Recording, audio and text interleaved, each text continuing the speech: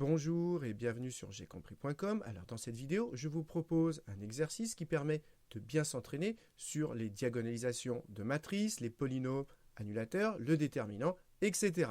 Donc maintenant, comme d'habitude, appuyez sur pause, essayez de faire tout seul cet exercice et on se retrouve juste après pour la correction.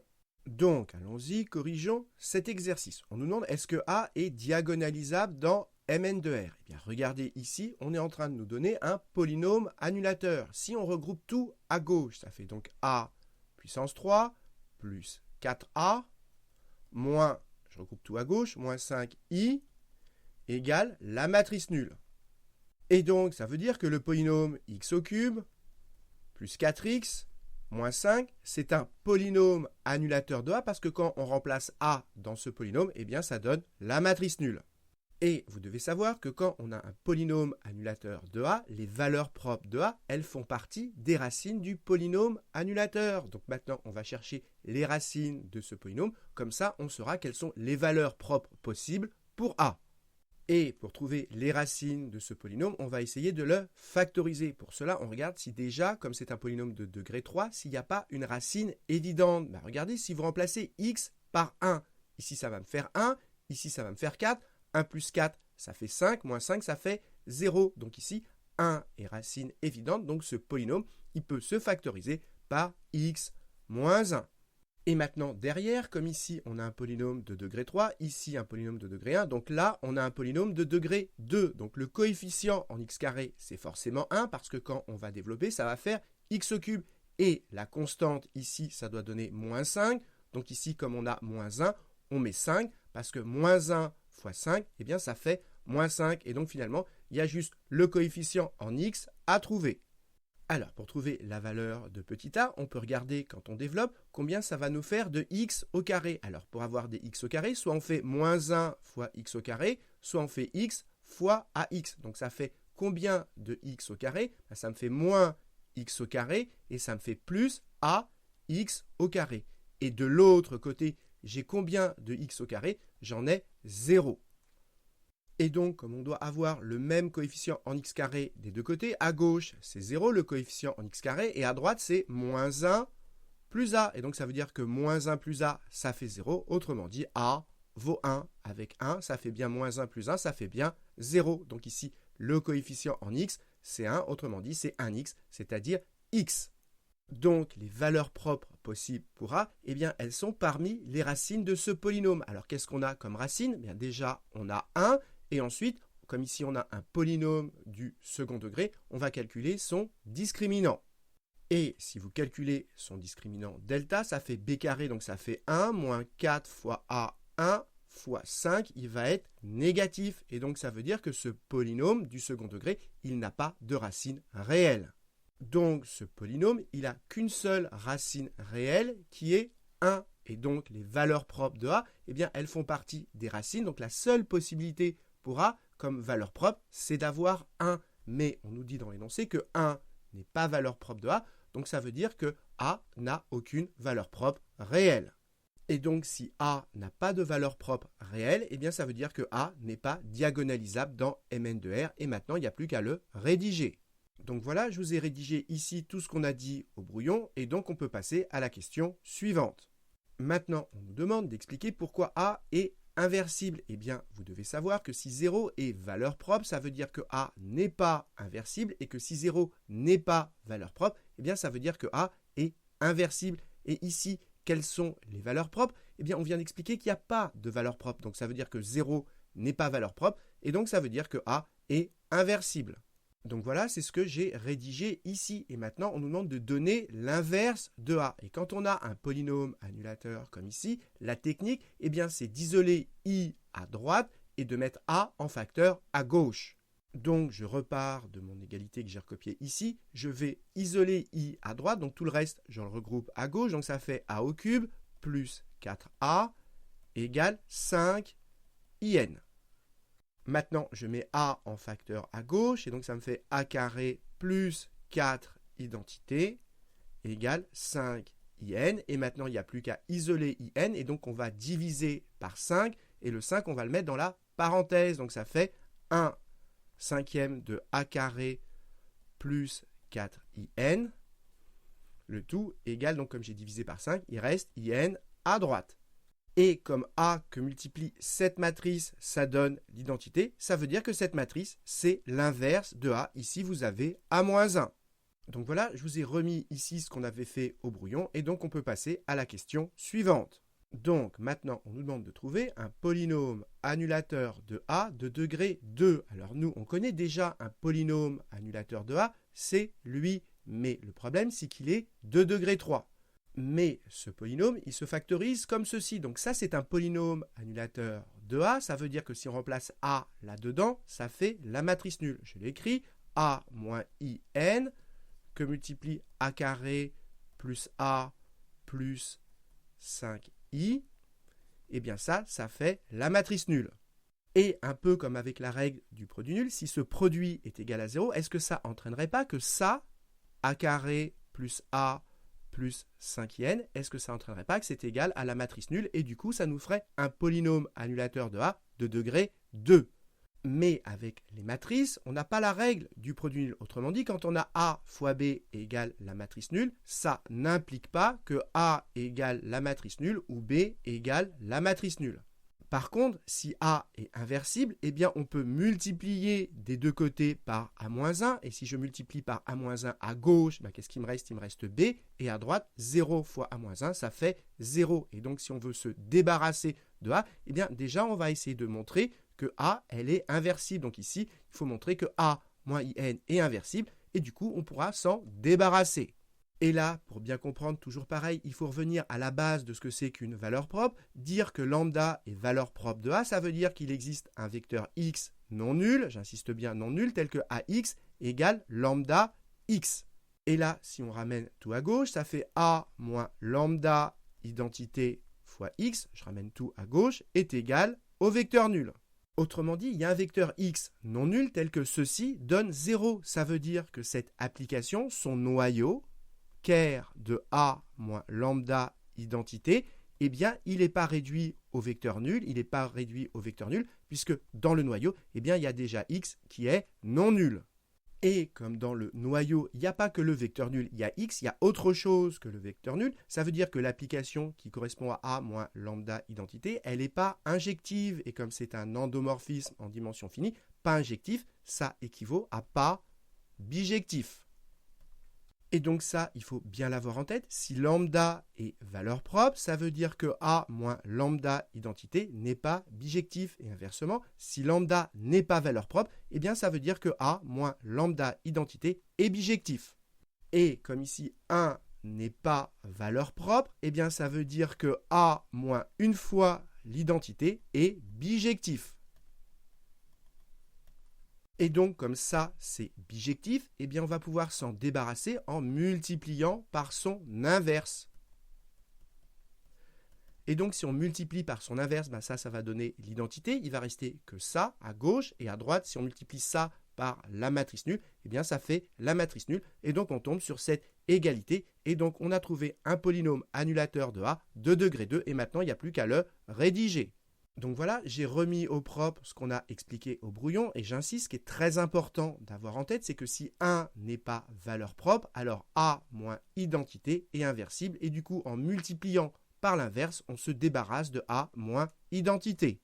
Passons à la question suivante, on nous demande d'en déduire une autre expression de l'inverse de A. Donc en déduire, ça veut dire qu'il faut utiliser la question précédente et on vient de trouver un polynôme annulateur de degré 2. Et bien toujours pareil, quand on a un polynôme annulateur, eh bien pour trouver l'inverse, on isole I à droite et on factorise A à gauche. Donc allons-y, je commence par écrire que d'après la question C, eh bien on a ce polynôme qui est annulateur. Et donc maintenant on va isoler IN à droite, donc ça me fait A carré plus A égale moins 5 IN. Je mets A en facteur à gauche, donc ça me fait A facteur de A plus identité égale moins 5 identité. Et maintenant, pour isoler IN, eh bien, il n'y a plus qu'à se débarrasser du multiplié par moins 5. On va donc diviser par moins 5, autrement dit multiplier par moins 1 cinquième. Et le moins 1 cinquième, je le mets dans la parenthèse. Donc ça me fait A, facteur de moins 1 cinquième de A, plus identité, égale IN. Et ensuite, toujours pareil, comme c'est de la forme A fois quelque chose égale identité, ça veut dire que ce quelque chose, eh bien, c'est l'inverse de A.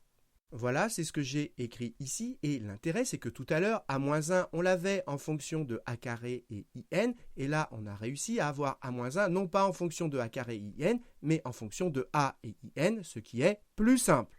Passons à la question suivante. On nous demande de démontrer maintenant par deux méthodes que n est pair. Et vous devez savoir que quand la matrice n'a pas de valeur propre, c'est le cas ici, eh bien, il y a une technique très classique pour le faire qui est presque du court. Et vous devez savoir que le polynôme caractéristique, eh bien, c'est un polynôme de degré n et que le coefficient en xn, c'est 1.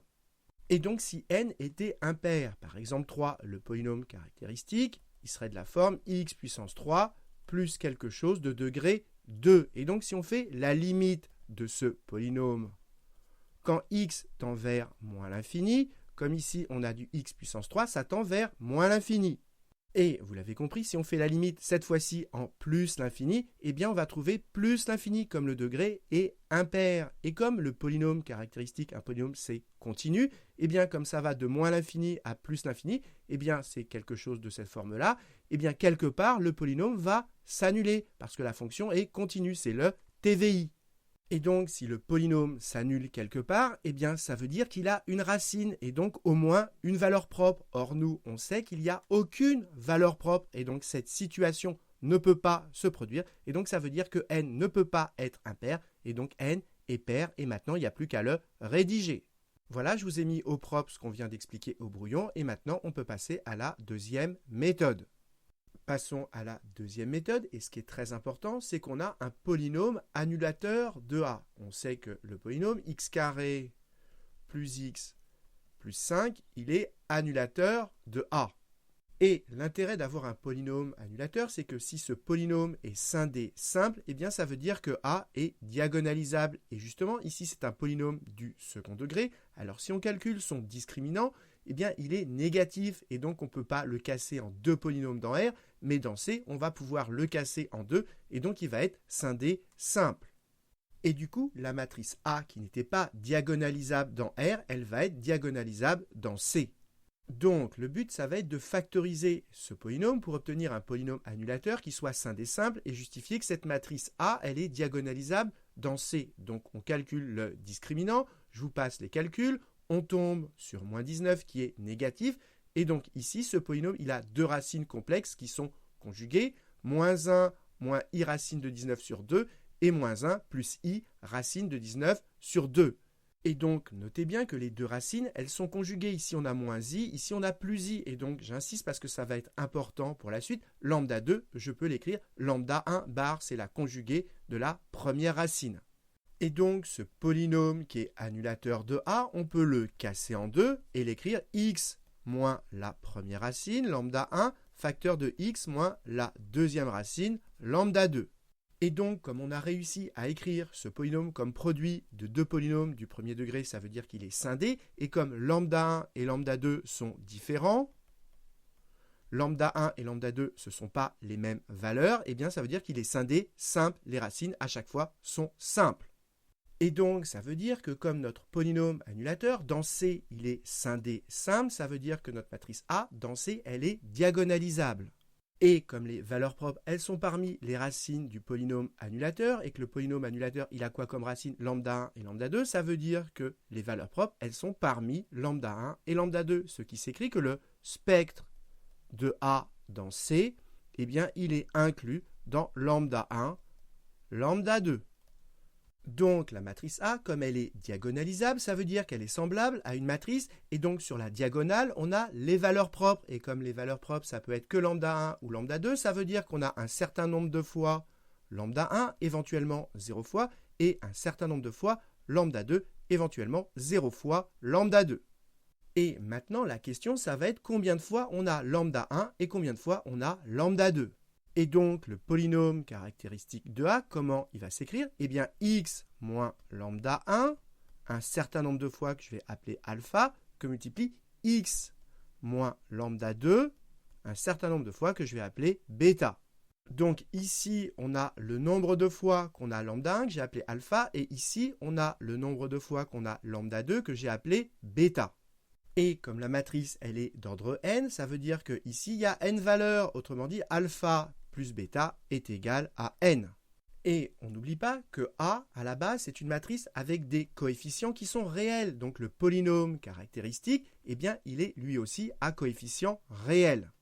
Et là, on n'oublie pas que lambda 1 et lambda 2, ils sont conjugués. À la place de lambda 2, je pourrais mettre lambda 1 bar. Et vous devez savoir que quand on a un polynôme à coefficient réel et qu'on a une racine complexe, eh bien sa conjuguée est racine également avec la même multiplicité. Et donc si lambda 1 est racine avec la multiplicité alpha, sa conjuguée, lambda 1 bar, eh bien est racine également avec la même multiplicité. Donc ça veut dire qu'en fait, bêta est égal à alpha. Et si bêta est égal à alpha, ça veut dire que comme n c'est alpha plus bêta, ben ça fait alpha plus bêta, c'est-à-dire alpha plus alpha. Autrement dit, ça fait 2 alpha. Et donc, ça veut dire que n est pair. Et maintenant, il n'y a plus qu'à le rédiger. Donc voilà tout ce qu'on a fait au brouillon. Je vous l'ai rédigé au propre ici. Et on peut passer à la dernière question. Donc, allons-y, on nous demande la trace et le déterminant de A. Alors, si on récapitule ce qu'on a fait à la question précédente, on a montré que A, elle est diagonalisable, c'est-à-dire qu'elle est semblable à une matrice diagonale avec sur la diagonale des lambda et des lambda bar.